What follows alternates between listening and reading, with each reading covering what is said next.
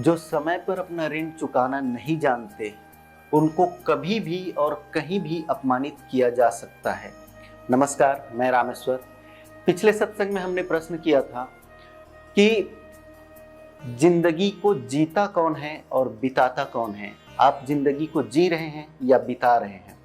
सच्चाई ये है, जो ऋण से मुक्त है वो जिंदगी को जीते हैं, एंजॉय करते हैं, और जो ऋणी होते हैं वो जिंदगी को बिताते हैं। तो हमें जिंदगी जीना है, बिताना नहीं है।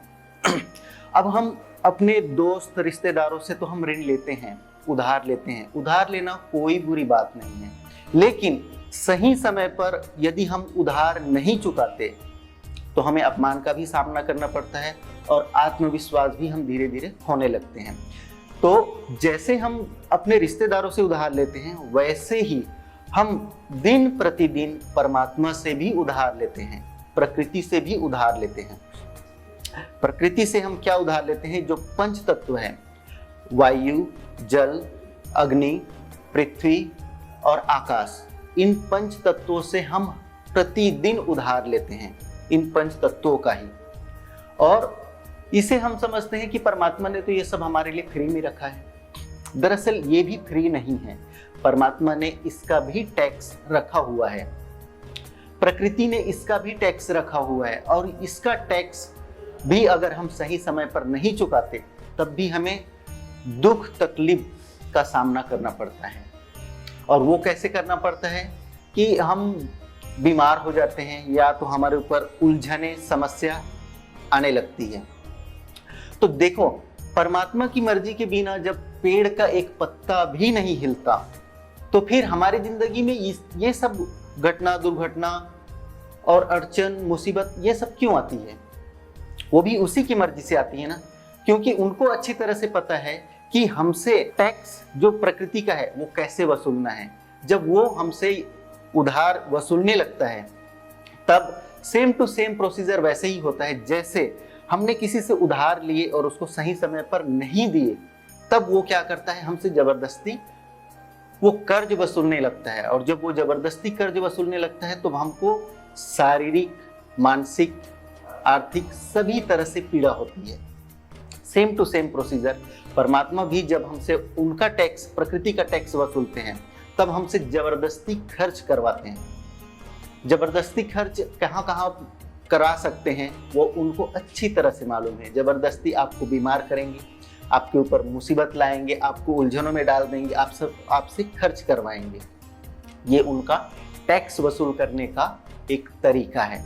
अब मेन बात ये है कि परमात्मा का या प्रकृति का टैक्स क्या है, कितना देना चाहिए और किसको देना चाहिए। तो परमात्मा ने पर हेड, प्रति व्यक्ति का टैक्स रखा है एक दिन का 1 रुपए और 1 मुट्ठी अनाज। आप सब अपने घर में एक दान पेटी रखिए और उस दान पेटी पर प्रतिदिन 1 रुपए तो डालना ही है। अब अनाज तो नहीं डाल सकते, अनाज डालेंगे तो काफी जल्दी वो भर जाएगा वो। तो वो 1 मुट्ठी अनाज के बदले में भी 1 रुपए बढ़ा देना है, मतलब प्रतिदिन 2 रुपए पर हेड। मतलब आपके घर में जितने भी सदस्य हैं सभी का प्रतिदिन 2-2 रुपए उस दान पेटी में डालना है। ये होता है परमात्मा का टैक्स। और इस पैसे को, इस धन राशि को क्या करना है हम आपको 2-3 महीने के बाद में बताएंगे। पहले आपको ये करके देखना है, घर में एक दान पेटी रखना है और उसमें प्रतिदिन पैसे डालना है। 3 महीने के अंदर आप स्वयं महसूस कीजिएगा कि आपके जीवन में कुछ चेंजेस आया है, कुछ आपको फर्क पड़ा है। आप रोज की दिनचर्या में क्या महसूस करते हैं कि कुछ परिवर्तन हुआ है या नहीं, कि आपको खुद को महसूस करना है। अगर आपको ऐसा नहीं लगेगा कि नहीं, इससे मुझे कोई लाभ नहीं हुआ है, तो वो दान पेटी आपके पास है, आप कुछ भी कर सकते हैं, खर्च कर सकते हैं। और आप में यदि परिवर्तन आया है तो फिर हम 3 महीने के बाद में आपको बताएंगे उस धन को कहाँ खर्च करना है, कैसे खर्च करना है। दोस्तों, हमने बताया था पिछले सत्संग में कि मुफ्त जो है ये इंसान को बर्बाद करता है। अब हम क्या करते हैं, मुफ्त के लालच में आकर के हम किसी का अधिकार का हनन करने लगते हैं, उसका अधिकार छीनने लगते हैं। दरअसल हम किसी का अधिकार छीनने का जब प्रयास करते हैं तो हम केवल उसका अधिकार नहीं छीन रहे हैं उससे। अब उसके अधिकार में क्या हो आता है, ज्यादातर धन। जैसे किसी ने हमारे पास काम किया या हमारे लिए मेहनत किए, तब हमारा कर्तव्य बनता है कि उनका मेहनताना जो है वो हम दे दें। लेकिन उसका मेहनताना हमको फ्री में मिल जाए, इसकी वजह से हम क्या करते हैं कि नहीं देंगे, जाओ जो करना है कर लो। अगर ऐसा करते हो आप, तो आप केवल उनका पैसा या धन नहीं ले रहे हैं। उस धन में, पैसा में उनकी बीमारी, उनकी परेशानी और उनके जितने भी अड़चन मुसीबतें हैं वो सब आने वाला है आपके पास। तो इस चीज के लिए परमात्मा यहाँ भी रखा हुआ है। यदि हमने किसी का अधिकार छीनने का प्रयास किए या छीन लिए हैं, तो फिर हमसे वो अधिकार छीन कर उसको कैसे देना है ये उनको बहुत अच्छी तरह से आता है। हमारी मुंडी मरोड़ कर हमसे हम वो पैसा निकाल कर, वो अधिकार निकाल कर एक हाथ से दूसरे हाथ, फिर तीसरे हाथ, फिर उस वहां तक के कैसे पहुंचाना है, वो उनको बहुत अच्छी तरह से आता है। और वो यही करते हैं और आज तक यही करते आए हैं। इसीलिए कहा गया है, भगवान के घर में देर है अंधेर नहीं। यदि आप मेहनत कहीं भी करते हैं तो उसका प्रतिफल भी रखा हुआ है। पिछले सत्संग में हमने आपको याद भी दिलाया था कि भगवान कृष्ण ने कहा था, कर्म करो, फल की चिंता मत करो। कहने का तात्पर्य यह था उनका कि आप कर्म करो, लेकिन उस कर्म फल को कब मिलना है ये आपके बस में नहीं है, लेकिन आपको मिलेगा जरूर। ये और आपका अधिकार है, क्योंकि उनका कहने का मतलब तात्पर्य ये था कि आप कर्म करते जाओ, आपके कर्म फल को पहुंचाने का कार्य मेरा है। और कैसे पहुंचाना है ये मेरा काम है। मैं अच्छी तरह से जानता हूं कि मुझे आपके कर्म फल को आप तक पहुंचाना है, तो वही कर्म फल हमको मिलता है। तो हम समझते हैं ये मुफ्त में मिला है। 2 साल पहले हमने मेहनत किया हुआ था और वहां से हमारा पैसा या हमारा मेहनताना नहीं दिया गया, डुबा दिया गया। लेकिन वही मेहनताना घूम फिर के कहीं से कहीं होकर आज यदि मिल रहा है, तो हम इसलिए भूल जाते हैं कि 2 साल तो निकल चुका है और अभी जो मिल रहा है वो हमारा मुफ्त है। दरअसल ये मुफ्त होता ही नहीं है। और जैसे हम भगवान के सामने मन्नत मांगते हैं, अपनी आरजू रखते हैं कि हे भगवान मेरा ये मनोकामना पूर्ण कर दो, मेरा ऐसा कर दो, मेरा वैसा कर दो। वहां पर भी भगवान कभी मुफ्त में नहीं देता कि जाओ बेटा तुम्हारा कल्याण हो। वहां पर भी हमारा ही पुण्य इस्तेमाल होता है, तब परमात्मा हमारी मनोकामना पूर्ण करता है। परमात्मा ने आज तक किसी के ऊपर भी अन्याय नहीं किया है और उनको अच्छी तरह से मालूम है कि किसका अधिकार उनके पास में कब पहुंचाना है, ये उनको अच्छी तरह से मालूम है। इसीलिए कभी भी ये जीवन में याद रखना कि किसी का अधिकार आपके पास रह तो नहीं गया है। वैसे ही जैसे अपने आसपास में जो देखते हैं वह वैसे, और दूसरी बात प्रकृति का अधिकार वो आपके पास रह तो नहीं गया है। क्योंकि आप लाइफ में अगर टोटल कैलकुलेशन करके देखेंगे तो आपका जीवन का कितने दिन निकल चुका है, और पर डे का, प्रतिदिन का 2 रुपये अगर देखते हैं तो कितना हो जाता है। इसीलिए दान करने के लिए कभी पीछे नहीं हटना चाहिए। आपका हाथ हमेशा ऐसे ही रहना चाहिए। जब ऐसे हो जाएगा तो समझ लीजिए आप भिखारियों के लाइन पर आ गए हैं। इसलिए लाइफ में कभी मुफ्त चाहना भी नहीं चाहिए और चाहना नहीं चाहिए। आपके अधिकार को कोई बचा नहीं सकता और दूसरे के अधिकार को आप संभाल नहीं सकते, वो आपके हाथ से फिसलने ही वाला है। इसलिए जीवन में हमेशा याद रखिए, अपने अधिकार को पहचानने का प्रयास कीजिए। और यदि आपके जीवन में कुछ ऐसा आ जाता है कि वो मेरे पास में मुफ्त में मिला है, तो उसको तब तक के खर्च ना करना जब तक कि समझ में ना आए कि ये मेरा है या नहीं है। क्योंकि वो अगर आपका नहीं है तो आपके ऊपर मुसीबत लेकर आने वाले हैं। अचानक आपके पास में अधिक से अधिक धनराशि आ गया तो उसको वैसे ही रहने दीजिए, कब तक, जब तक आपको समझ में ना आए। क्योंकि वो पैसा, वो धन, वो आने का रास्ता उसने खुद ने बनाया है, तो जाने का रास्ता भी उसने खुद ने ही बना कर आया है। इसीलिए उसको संभालना सीखिए। अभी हम पिछले सत्संग में जो बताए थे मुक्त मुक्त, तो उसी के बारे में हम आपको इस बार एक कहानी सुनाने जा रहे हैं। ये घटना दरअसल 2007 की है, महाराष्ट्र लातूर की। एक अच्छा खासा सुखी परिवार था, 2 बच्चे थे, पति पत्नी थी, उनका जीवन अच्छा खासा चल रहा था। तो एक रोज क्या हुआ, उनके पिताजी आए और कहने लगे, बेटा मैंने हाईवे के किनारे जो 1 एकड़ जमीन थी ना, उसको बेच दिया। अच्छा प्राइस मिल रहा था इसलिए निकाल दिया, तो उसका 3 करोड़ मिला।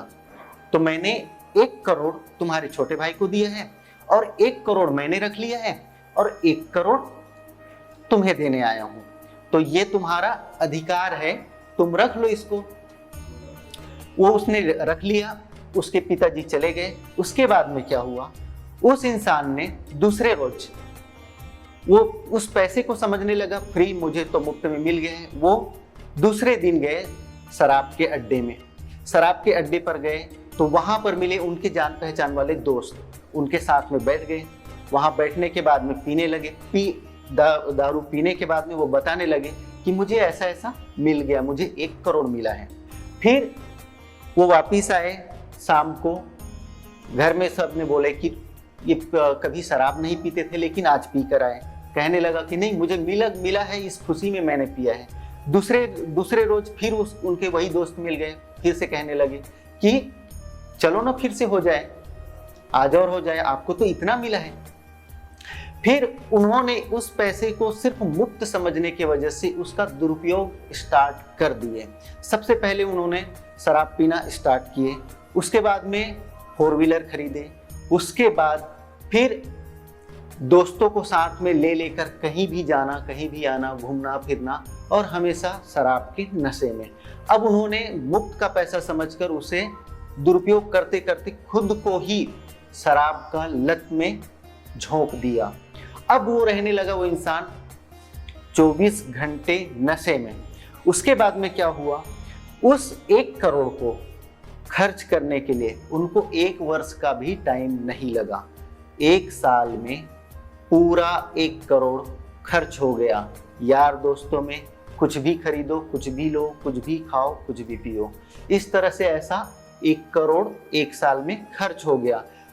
इसके पहले उसके घर परिवार अच्छा खासा था, उनके बच्चे अच्छे स्कूल में थे, घर भी अच्छा बना लिए थे, और ये 1 साल निकलने के बाद में 1 करोड़ खर्च होने के बाद में उनका काम करने का जो रूटीन था वो तो बदल गया, क्योंकि वो करोड़पति बन चुके थे। इसके वजह से वो काम करना भूल गए थे, नहीं करूँगा, जाने दो, नहीं काम नहीं करते थे।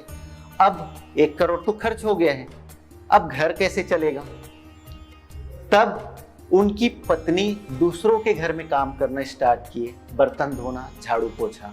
उनके बच्चे अच्छे स्कूल में थे, वो आ गए सरकारी स्कूल में, क्योंकि पैसे नहीं हैं स्कूल, प्राइवेट स्कूल की फीस पटाने के लिए। अब उनको तो लत लग चुका था शराब का, तो उनकी पत्नी जो कमा कर लाती थी वो पैसे छीन लेता था। धीरे धीरे जो जबरदस्ती ऐसे ही खरीद लिए थे, 4 व्हीलर कहो या और कुछ वस्तुएं, वो धीरे धीरे बिकने लगा। अब वो सारा परिवार धीरे धीरे करके पूरा रोड पर आ गए, रोड पर आ गए। घर भी बिकने लगा, किराए के मकान में रहने लगा, और हर रोज घर संसार में क्लेश, शराब पी कर आना, लड़ाई करना, झगड़ा करना। उनकी पत्नी परेशान हो गए, बच्चे भी परेशान हो गए। अंत में क्या हुआ, अब तो कुछ भी नहीं बचा। उनकी पत्नी ने ही दूसरे को कुछ पैसे दिए और कहा इनको मार दो। मार दिया गया, बचा कुछ नहीं। बीवी बच्चे सब रोड पर आ गए, वो तो चले गए। आपको मैं ये पूछना चाहूंगा, इस कहानी में दोषी कौन है, गलत कौन है? मुझे पता है आपको लग रहा होगा इस कहानी में आप सबसे पहले देखेंगे शराब का दोष है, शराब ही गलत है। नहीं, लेकिन शराब दोष नहीं है शराब का। शराब ने तो नहीं कहा आओ मुझे पियो। ये सोच सिर्फ कि ये पैसा मुझे मुफ्त में मिला है, ये सोच ही है जो इंसान को टोटल बर्बाद कर दिया। शराब तो वो शस्त्र है, वो तीर है जिससे उसके परिवार पर, हंसता खेलता परिवार पर हमला हुआ। शराब के कंधे पर किसी और ने बंदूक चलाई। सामने कौन है? शराब। लेकिन शराब नहीं है, शराब के पीछे उनकी सोच है जो मुक्त का समझा और उसका दुरुपयोग करने लगा।